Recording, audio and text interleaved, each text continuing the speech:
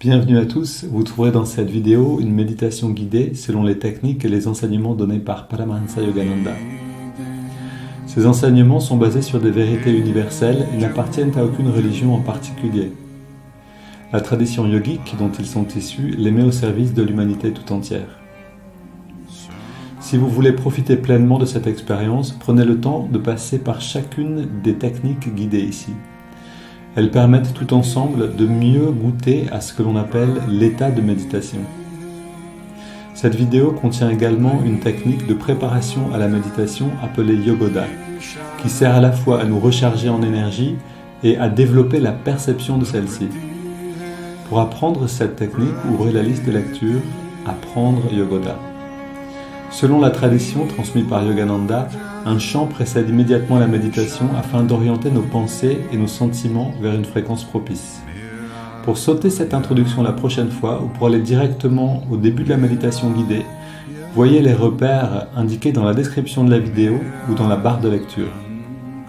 Si vous appréciez le contenu de cette vidéo, vous pouvez nous aider en vous abonnant et en ajoutant un pouce. Ananda Francophone vous souhaite une belle méditation.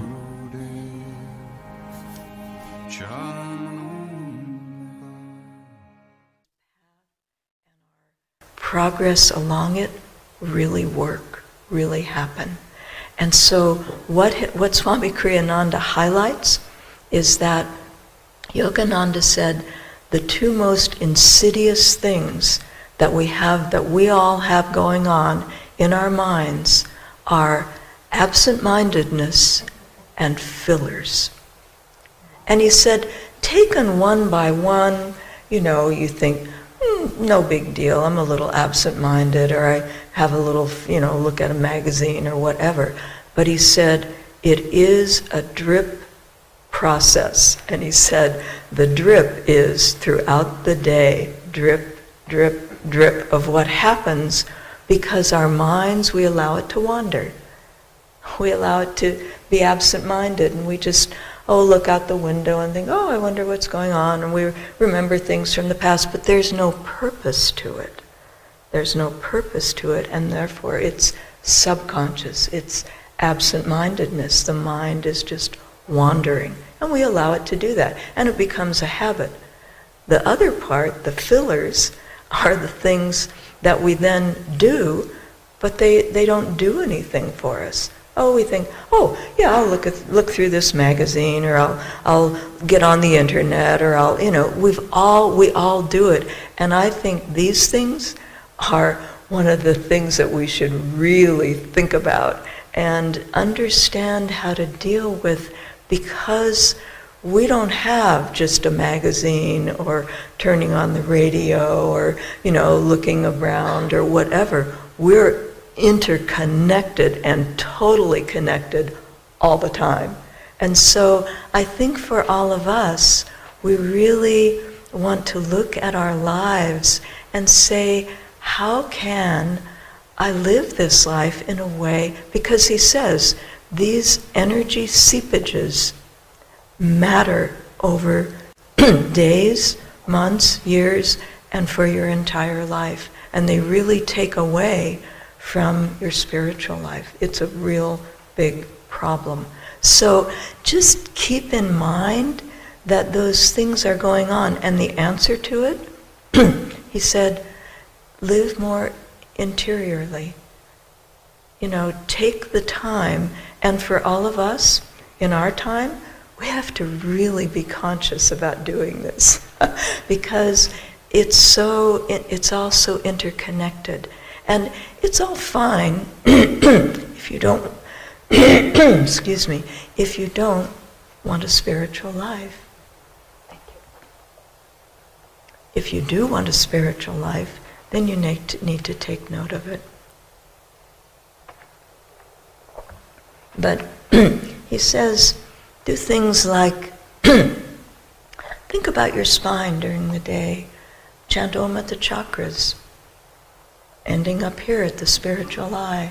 In other words, and it's interesting, I was caught by looking at this because I thought, but that thought just went through my mind a few weeks ago. And it was more than just a thought. I thought, you need, and it was, live more in your spine. Live more in your spine. And I thought, oh, okay. I mean, I do that, but it was saying it to me. Live more in your spine. And I would pass that on to you. Live more in your spine. You know, do the things that allow you to become centered more. Why? Because it will give you the greatest happiness and fulfillment that we're all seeking. That's where it comes from.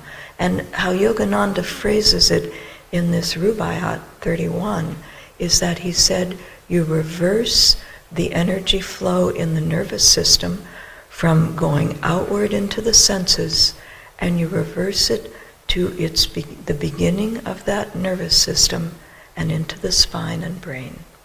And so there's a lot to read there. I would recommend doing so, and just to start to get a feel for how you can do this in a creative way in your own life. It's not meant to say, oh, well, now we all need to just cut everything off and we're going to go into a cave, and not real. It's not real. But Yogananda knew that we would be living in this kind of a time, and it's a time when we need to deal with our outer realities and still maintain our spiritual life. And that's our challenge. That's what we've been given. So let's take it on dynamically and deal with it, because we have the tools to deal with it. Yogananda described energy flow-wise what to do. Reverse that flow, go to the beginning of the nervous system and move the energy inward into the spine and brain. So that's one part. Que, cette dame nous parle petit à petit du thème, c'est-à-dire les résolutions. Comment voir ce dont on a besoin et prendre une décision pour améliorer notre vie spirituelle, pour améliorer notre vie tout court, puisqu'on est vraiment un esprit. Et une chose qu'elle disait ici, que je trouve intéressant de se rappeler, c'est en fait, deux choses au moins. La première, c'est attention ces petits moments qui viennent naturellement où on se dit, tiens, on regarde, comme elle le dit, on regarde par la fenêtre et on se dit, tiens, qu'est-ce qui s'est passé hier? Et on part dans quelque chose. Et on se rend pas compte que c'est notre manière, en fait, de vivre. Malheureusement, d'une certaine manière, c'est que, à moins qu'on ne veuille pas, comme elle le disait, si on ne veut pas une vie spirituelle, c'est OK. C'est-à-dire, on n'est pas obligé de vouloir être présent. On peut aussi ne pas être présent. Et ça, c'est un autre choix, et beaucoup font ce choix, finalement. Si on leur propose de méditer, beaucoup vont dire, ben non merci, moi j'ai d'autres choses qui m'intéressent. Mais si on regarde vraiment la vie des gens, et si on regarde notre vie, s'il n'y a pas cet effort de présence, on n'est pas vraiment là. Et donc, les expériences ne sont pas réellement nutritives. On est dans le passé, on est dans le futur, et très rarement, on devient présent de l'instant présent. On est à cet instant-là. Donc, ça, c'est quelque chose qui est vraiment une clé pour nous. C'est non pas avec violence de revenir constamment à l'instant présent, sinon on va pas vouloir le faire. Ça, c'est aussi quelque chose. C'est-à-dire, si on s'aperçoit qu'on est absent et qu'on se dit, ah mince, encore une fois, ça va pas, qu'on se force à revenir, cette énergie-là du professeur fâché va faire qu'on va pas avoir envie d'être présent. Mais par contre, si on peut voir, là, je me suis perdu dans des pensées liées au passé ou des choses qui viennent plus tard. Ok, c'est pas grave, mais je reviens. Patiemment, je reviens. Alors, cette patience va venir nous remplir. On va faire l'expérience, littéralement, de cette bienveillance. Le professeur bienveillant. J'espère qu'on a tous eu un professeur bienveillant une fois dans notre vie pour avoir cette autre possibilité-là. Pas seulement la punition, mais aussi simplement l'amitié qui nous donne envie de revenir dans l'instant. Et puis, bien sûr, de de prendre des décisions qui soient raisonnables. C'est-à-dire, si on veut prendre une résolution, et c'est le moment de le faire, l'année commence, on peut en prendre plusieurs même, de prendre des résolutions qu'on puisse tenir. Si on ne peut pas les tenir, ça va être simplement une expérience d'échec. Ça ne va pas nous renforcer en fait. Mais si on peut petit à petit construire à partir d'un succès, à partir d'un bon sentiment, alors tout s'ouvre devant nous. Et souvent d'ailleurs, on n'avance pas dans la vie parce qu'on n'est pas conscient de ça. On ne sait pas que si on prend une petite chose et qu'on l'applique dans notre vie, on va avoir envie d'appliquer une plus grande chose et plus grand encore et que tout va s'ouvrir. Et donc on reste là à se dire mais pourquoi est-ce que j'arrive pas encore à faire ça? Donc voilà quelques idées, inspirations pour ce temps maintenant, les résolutions, remplir le corps d'énergie et puis emmener cette énergie vraiment dans nos décisions, les mettre en action. Et donc, c'est ce qu'on va faire aujourd'hui encore, et puis demain aussi encore, puisque demain c'est vendredi. Euh, on reste dans cette thématique jusqu'à la fin de la semaine. Ok. Faisons venir la vie dans la maison. L'oxygène a le droit de rentrer là où on habite. Et on inspire profondément. Esprit infini, recharge notre corps avec ton énergie cosmique, notre mental avec ta concentration et ta détermination, notre esprit avec ta sagesse et notre âme avec ta joie toujours nouvelle. Éternelle jeunesse du corps et de l'esprit demeure en nous pour toujours.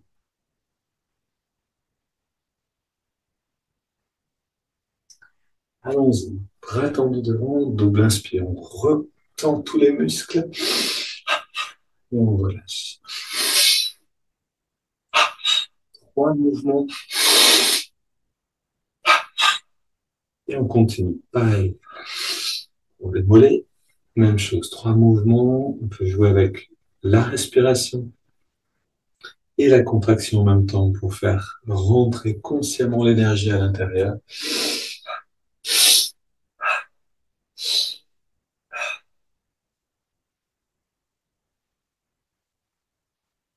Puis avant-bras et mollets, gauche, et on relâche, biceps, cuisse, on relâche.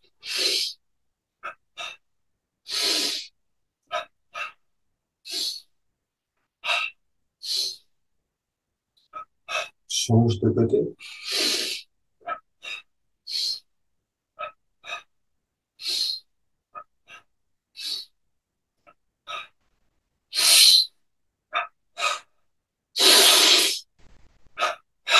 Les deux côtés ensemble.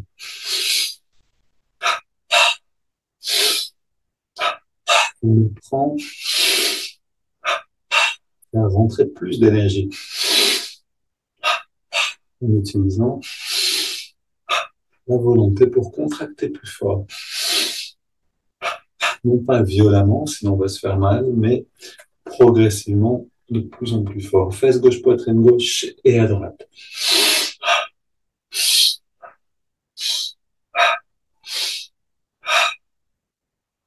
Les mains au niveau des lombaires, contracte à gauche et à droite.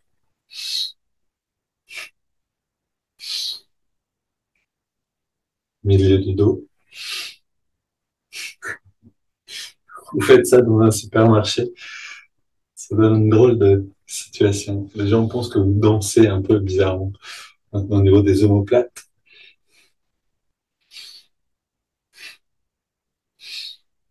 Ok. Et d'ailleurs, Yogananda avait un disciple qui avait un peu un... Il était docteur, c'était son premier disciple en Amérique. Et une fois Yogananda et lui, donc c'était vraiment tout au début, il faisait energization dans la rue. Je crois que c'était à Boston ou à New York, je sais plus, devant un endroit public assez important. Et le disciple avait été pas à l'aise parce que ça avait l'air un peu bizarre de faire ça dans la rue. Et Yogananda exagérait la chose pour faire rire le disciple. Ok, on continue ici. Le coup, l'histoire, c'est qu'un policier passait en fait. et comprenez pas ce qu'il faisait. Faudrait que je vous la lise une fois. Ok, on contracte la nuque.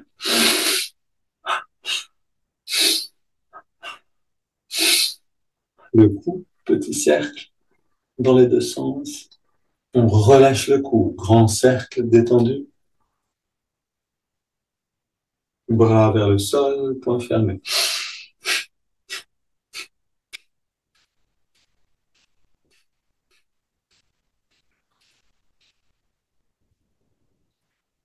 Sur les hanches. Si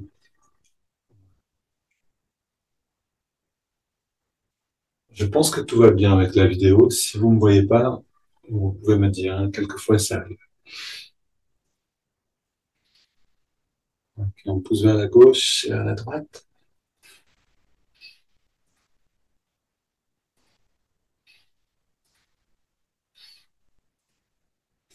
Puis, soit les poings sur les muscles, soit les pouces sur les vertèbres. Deux versions différentes. Et on monte petit à petit.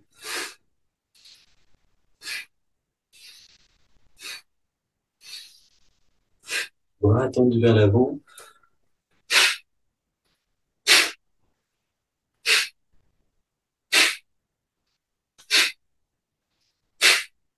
On tapote sur la tête.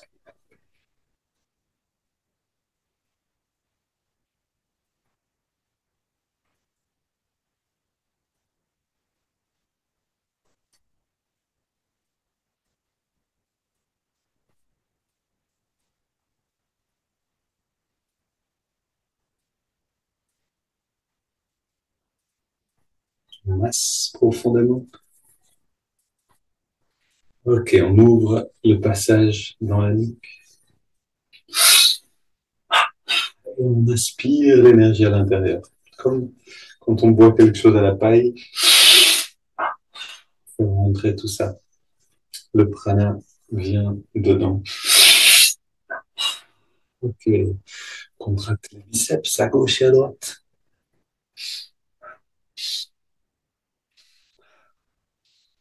Les muscles du corps ensemble. Encore une fois.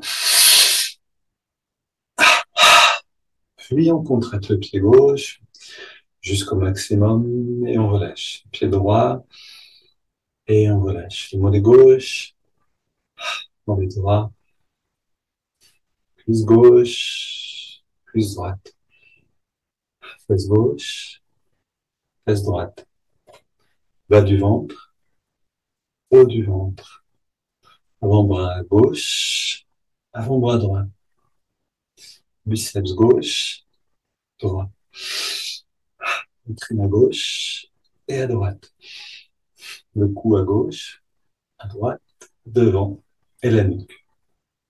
Pas évident de contracter derrière, on essaye. Puis, pied gauche, on garde et on ajoute le pied droit, le mollet gauche, le mollet droit, cuisse gauche, cuisse droite, fesse gauche, fesse droite, bas du ventre, haut du ventre, avant-bras gauche, droit, biceps, les deux, poitrine, de côté, double inspire, tous les muscles. On relâche le cou, on relâche la poitrine à droite et à gauche, biceps, droite et gauche. On s'applique, pardon. On relâcher une chose à la fois, avant-bras droit et gauche, haut du ventre, bas du ventre, fesse droite, fesse gauche, cuisse gauche, mollet gauche, pied droit et pied gauche. Double inspire, tous les muscles.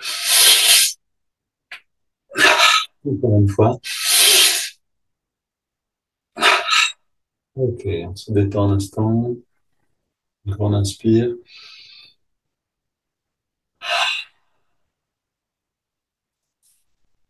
Et on continue d'inspirer.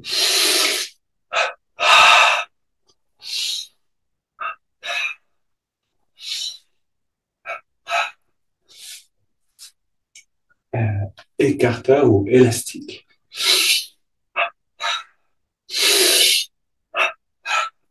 À nouveau, comme si j'avais des haltères dans les mains, je les ramène vers moi et je les amène doucement vers le sol. Les muscles, les bras et les épaules sont complètement engagés. Maintenant, bras engagés. Petit cercle en augmentant la tension dans les deux sens. Puis vers l'avant.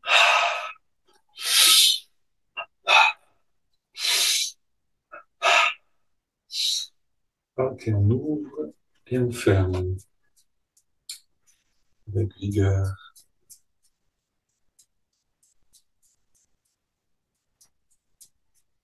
Grand mouvement des bras.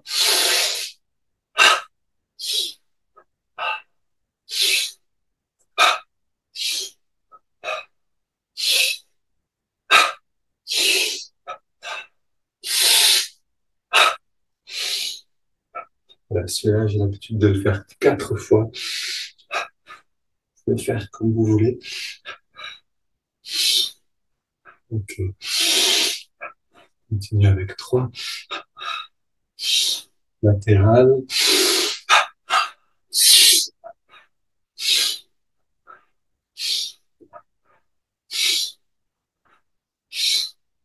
Puis on marche sur place en levant bien les genoux et les bras. Alors, je suis positif, énergique et enthousiaste. Le regard légèrement redressé et on court sur place.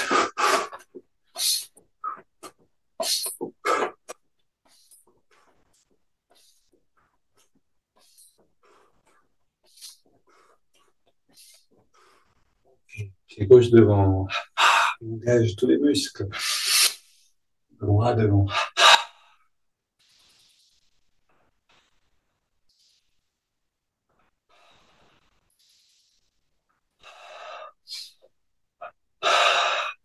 Soulève derrière. Relâche devant. Soulève devant.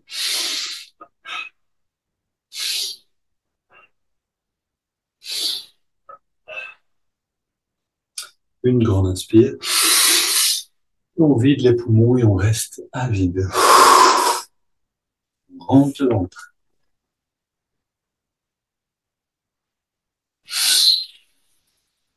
On recommence. On va et vient. On rentre et on pousse le ventre vers l'extérieur.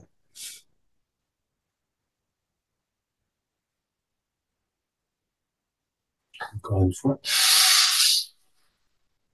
Et vraiment, on rentre le ventre puis on le pousse le plus loin possible. Encore une fois.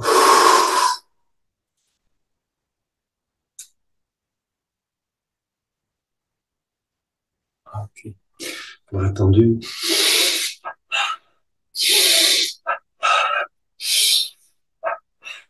Sur les hanches. Voilà, on en profite pour bien respirer maintenant. Le corps est réveillé. On absorbe mieux maintenant. La fenêtre est ouverte depuis un moment. La pièce est remplie d'oxygène. C'est le moment pour bien en profiter.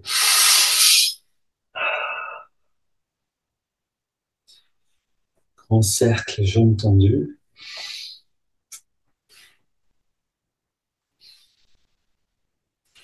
Et vraiment, je vous encourage à essayer de faire ces recharges, si vous les connaissez, donc ces mouvements de yoga, dehors, pieds nus, sur le sol, dans la nature. C'est vraiment encore très différent. On amène les bras vers nous, on inspire, on se détend. On expire vers l'avant. On détend encore plus. Et n'ayez pas peur d'attraper froid si vous essayez, pieds nus dehors en ce moment. Pas de problème, le corps se réchauffe avec les godas. Et les pieds se réchauffent après avec les chaussettes. Donc il n'y a pas de peur à avoir. C'est bien même d'avoir un petit peu froid de temps en temps pour que le corps réchauffe. Sinon, il ne le fait pas de lui-même.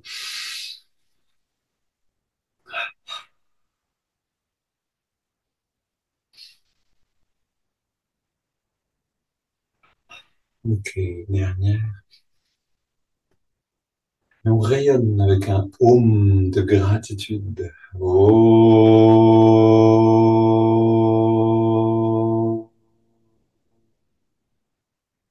On relâche les bras, on ferme les yeux, on prend une inspire, on ressent.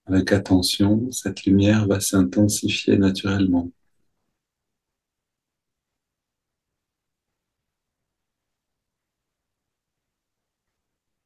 Tout dépend de notre attention et de notre volonté ici.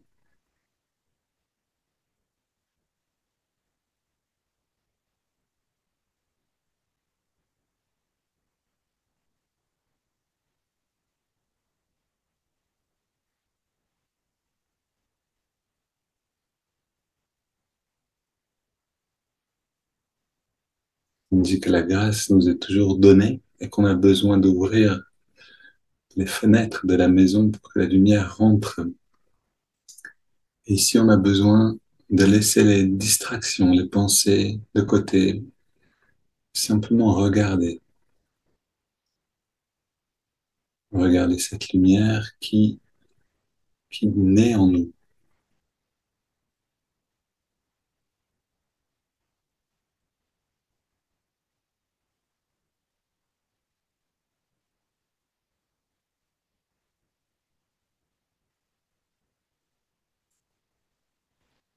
Et ici, on est dans une des pratiques les plus subtiles de la méditation et en même temps la plus puissante. C'est-à-dire, on peut décider de la qualité dans laquelle on vit maintenant.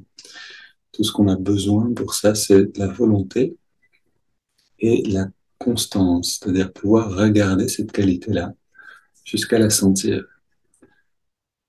Ce qui nous empêche souvent, et on a entendu parler pendant la petite vidéo au début, c'est simplement de penser au passé et au futur. C'est aussi simple que ça, le brouillard mental est fait du passé et du futur. Si on peut s'en soustraire un instant et regarder ce qui est maintenant, on peut décider ce qu'on regarde et ça va grandir naturellement et nous envahir petit à petit. Alors si on regarde des soucis vont nous envahir. Si on regarde la joie ou la béatitude, c'est ces qualités qui vont devenir nous,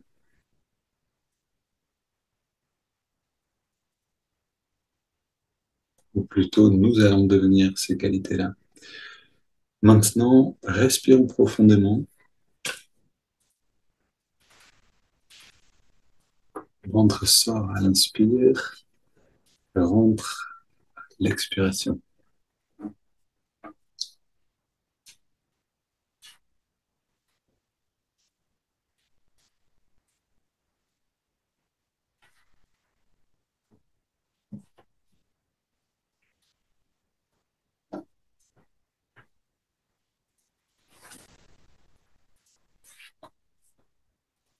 Et voilà aussi le remède contre les méditations sèches, desséchées ou ennuyeuses. C'est-à-dire ici, si on peut se remplir de la qualité,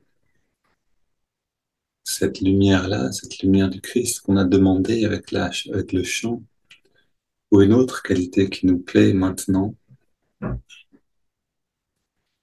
si on peut se remplir de cette qualité et aller dans la méditation avec cette qualité, alors la méditation devient un merveilleux moment, souvent trop court. On entrelace les doigts à l'inspiration,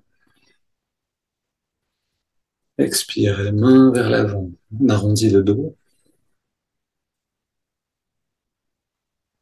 inspire, on étire vers les ciels, expire, on se penche vers la gauche. On revient au centre, inspire, puis expire vers la droite. Tout au centre, on se tourne vers la gauche, on pose les mains, on se tourne un petit peu plus loin en arrière.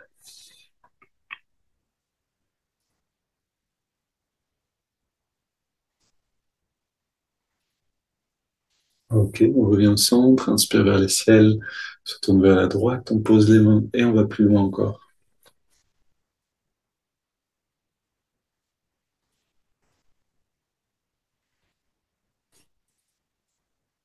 Retour au centre, les mains posées sur le sol derrière ou sur la chaise. On ouvre un petit peu la poitrine en se penchant très légèrement vers l'arrière.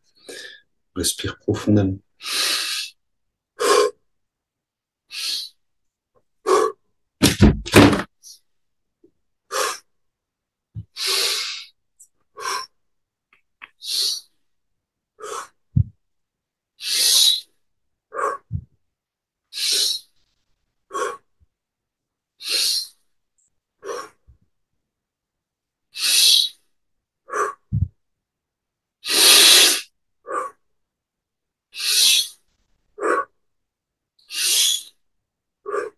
On augmente l'amplitude de la respiration.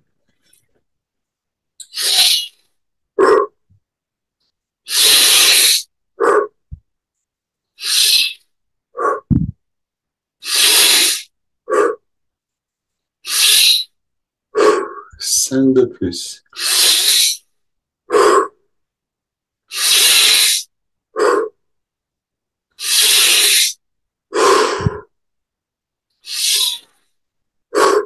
Dernière. Et on revient au centre. Posez les mains sur les cuisses, paumes vers le ciel, dos redressé, détendu, les yeux fermés. On prend une inspiration profonde et on garde l'air dedans.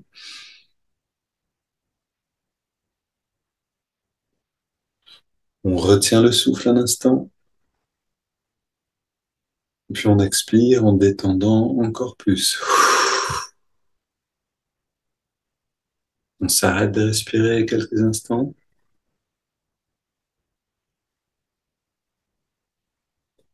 On sent ce grand calme qui s'installe.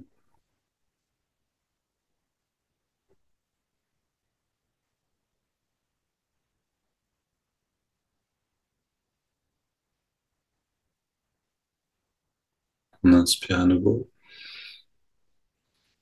On garde l'air dedans.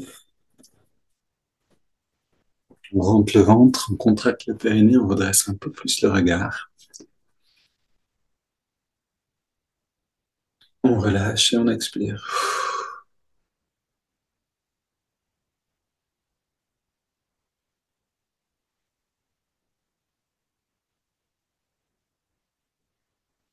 On laisse le corps respirer de lui-même.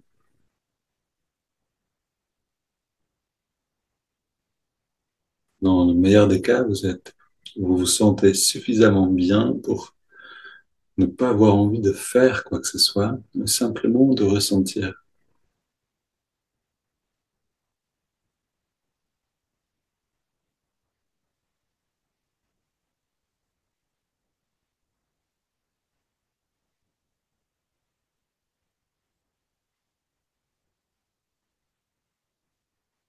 Maintenant, on prend une double inspiration par les narines. On serre les poings, on contracte les bras, les jambes, tout le corps entier. On expire, on relâche tout encore une fois.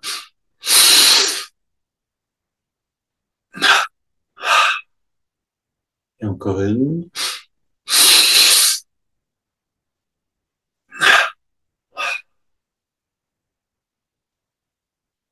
Ok. Et dans la détente, on inspire par les narines sur 5 en ressentant ou en imaginant ressentir, suivant ce qu'on peut ressentir, l'énergie donc qui remonte le long de la colonne. C'est parti, on inspire.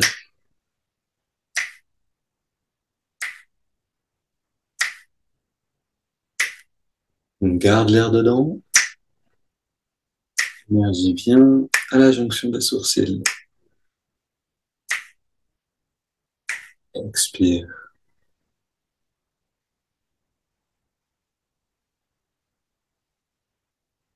On inspire à nouveau.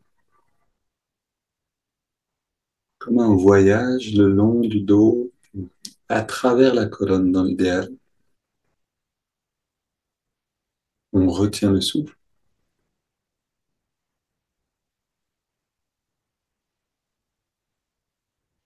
Expire.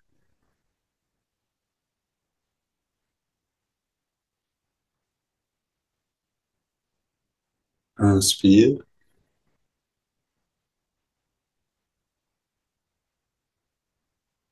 On garde l'air dedans.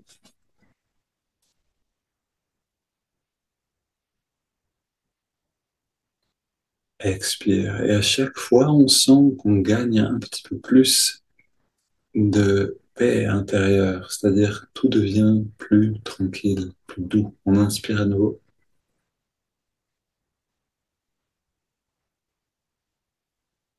on retient,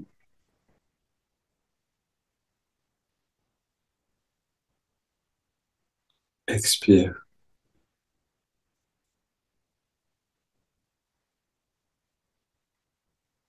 Une dernière, inspire,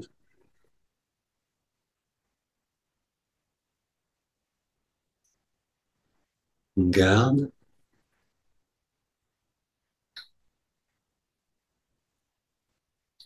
expire.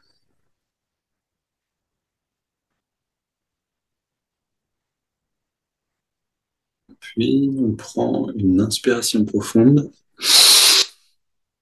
et on laisse le corps respirer de lui-même à nouveau. On ne contrôle plus rien. On s'assure de ne rien contrôler.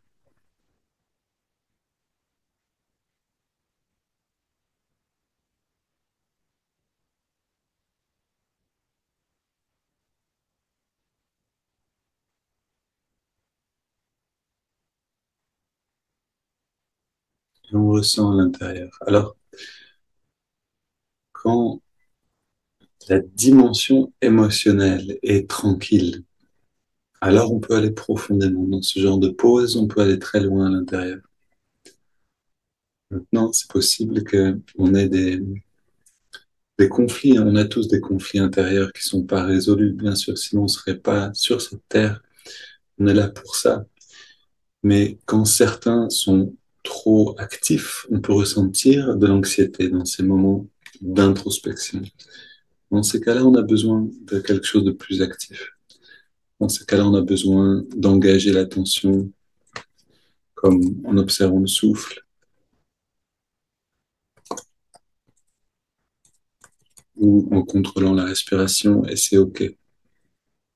On doit faire simplement ce qui nous permet de nous sentir bien. Maintenant, restons dans cette intériorité pour écouter ce texte, toujours du même livre, Affirmation pour l'auto-guérison de Swami Kriyananda.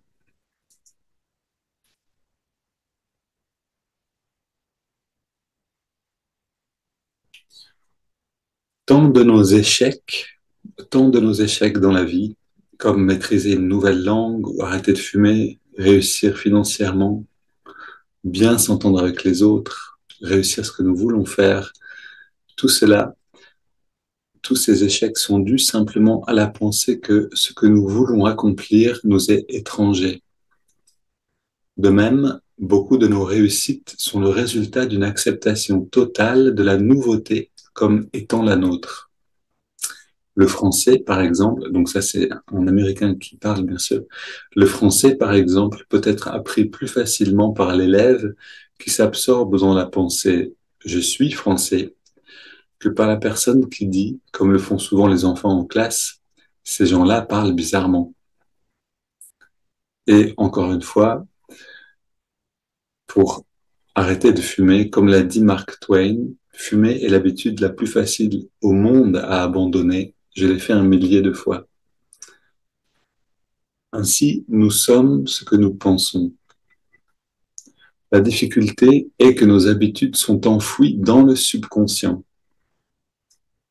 Voilà, là, ça nous intéresse particulièrement pour ce travail avec les résolutions et avec les affirmations.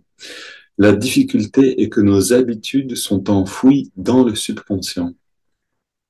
Ainsi, même lorsque nous prenons la résolution de les changer, notre résolution annuelle du Nouvel An, nous nous retrouvons à plusieurs reprises et tout à fait contre notre volonté consciente dans nos vieilles habitudes.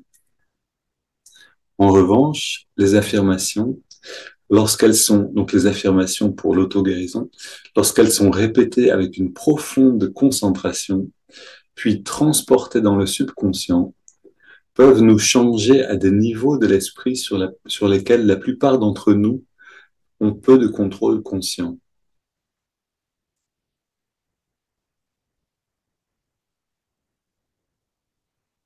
nous sommes ce que nous pensons, mais bien plus que ce que nous pensons au niveau conscient. Nous sommes la myriade de schémas conflictuels, de sentiments, d'habitudes et de réactions que nous avons construits au cours de notre vie. En fait, au cours de nos vies, dans notre subconscient. Pour nous guérir, nous devons également mettre de l'ordre dans ces conflits intérieurs.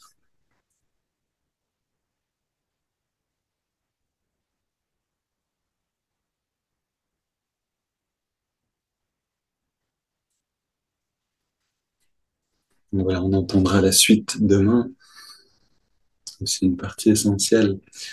Mais maintenant, on va aller dans cette pratique, donc faire de l'ordre à l'intérieur. C'est possible avec aussi avec cette manière-là, donc la pratique des affirmations.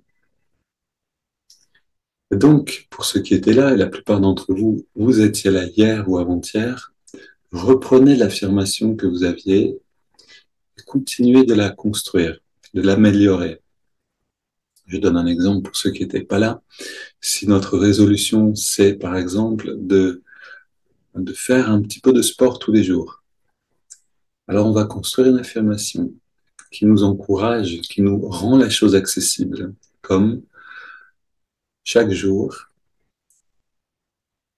je donne au corps ce dont il a besoin. Je suis plein de vitalité et d'énergie. Par exemple, quelque chose comme ça. Trouvez vos propres mots pour votre affirmation particulière, pour votre résolution.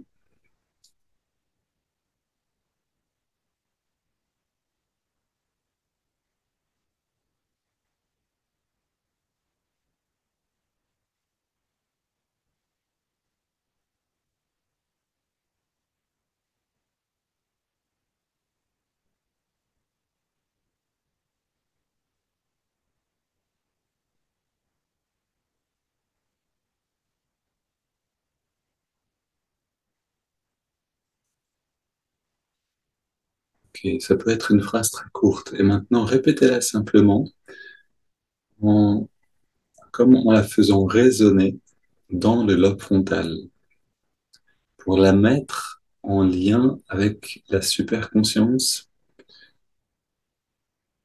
et par ce biais atteindre justement le subconscient.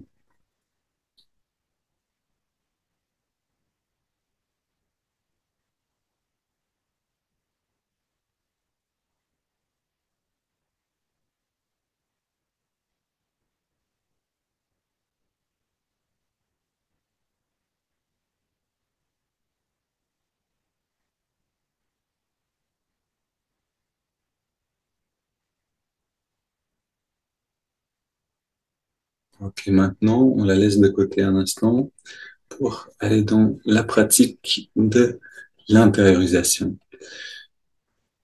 On amène l'attention dans les narines à l'endroit où on sent l'air le mieux. On y sent à cet endroit-là la fraîcheur et la fluidité de l'inspiration, la tiédeur et la fluidité de l'expiration. En cette respiration naturelle, on rentre complètement dans cette sensation-là.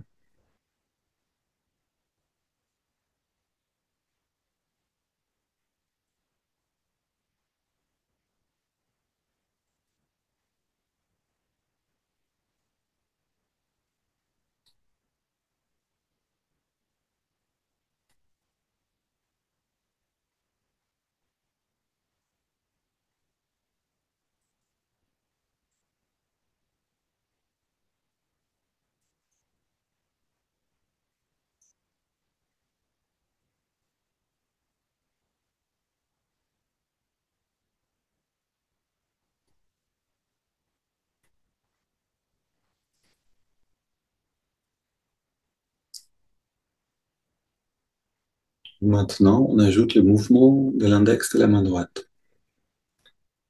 Même chose, en une dizaine de respirations, on atteint l'état de détente et d'immobilité absolue. À chaque inspiration, l'index revient un petit peu vers la paume de la main. À chaque expiration, on relâche l'index et en même temps, on relâche tous les muscles du corps, toute tension.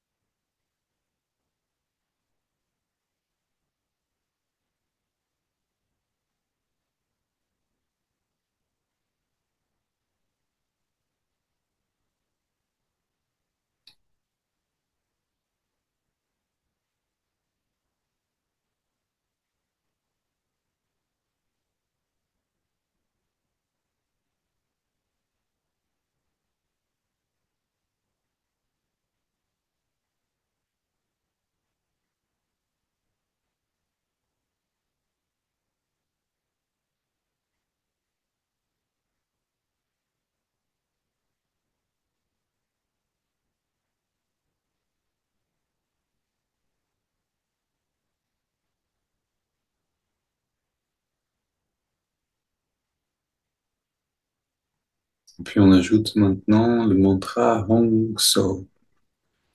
Hong accompagne chaque inspiration naturelle, So chaque expiration naturelle.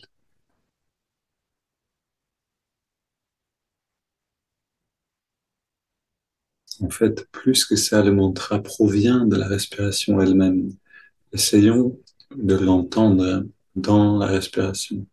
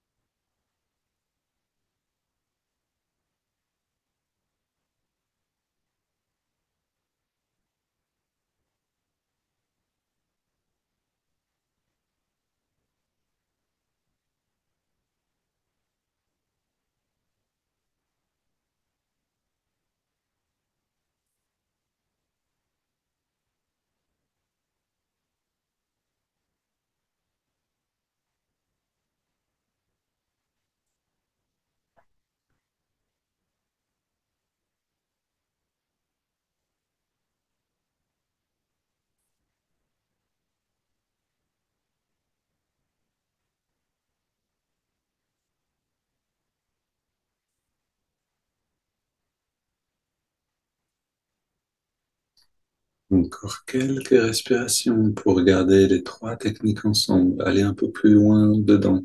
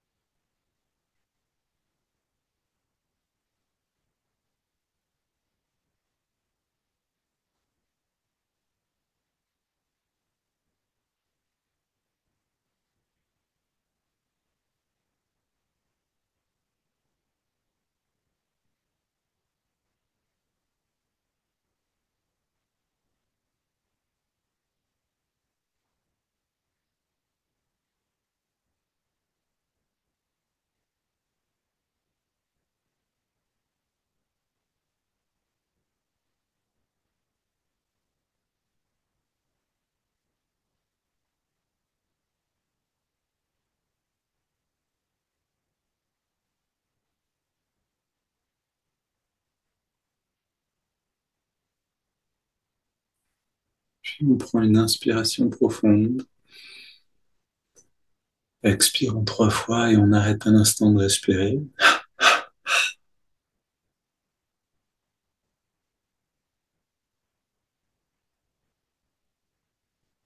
On abandonne toute technique. Le corps respire de lui-même.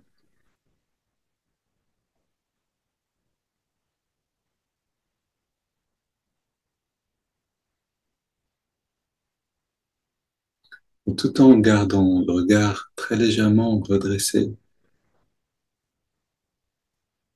ressentons cette lumière qui émane de l'œil spirituel qui nous remplit maintenant.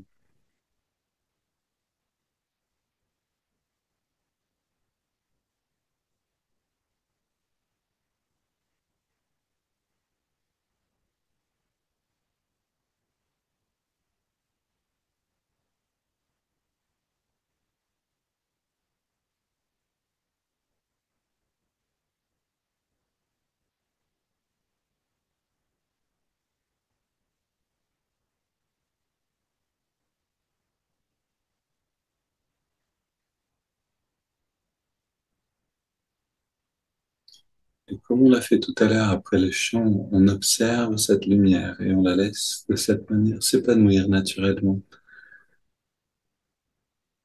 en nous et au-delà de nous.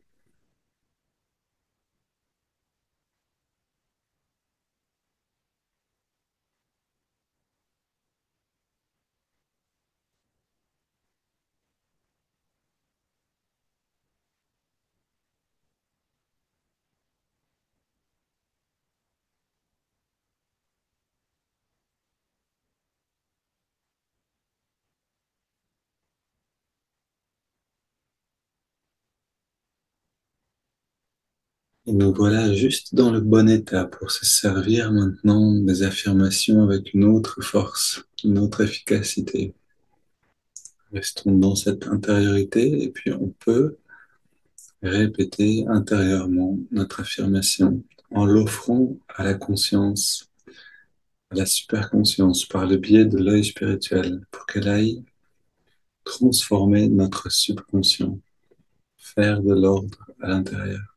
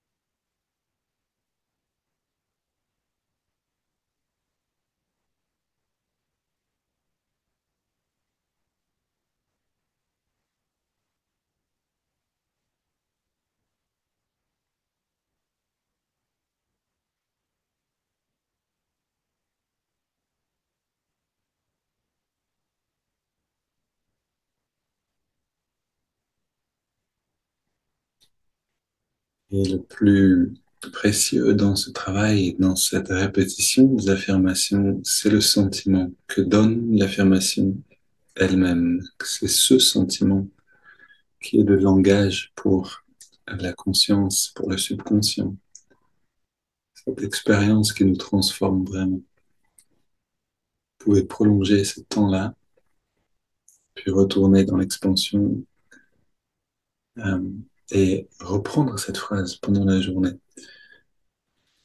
Une autre manière de travailler avec l'affirmation, c'est de voir la situation dans laquelle cette affirmation s'accomplit. La visualiser en même temps que vous répétez la phrase. Ok, une bonne pratique à tous, belle journée et on se retrouve demain matin.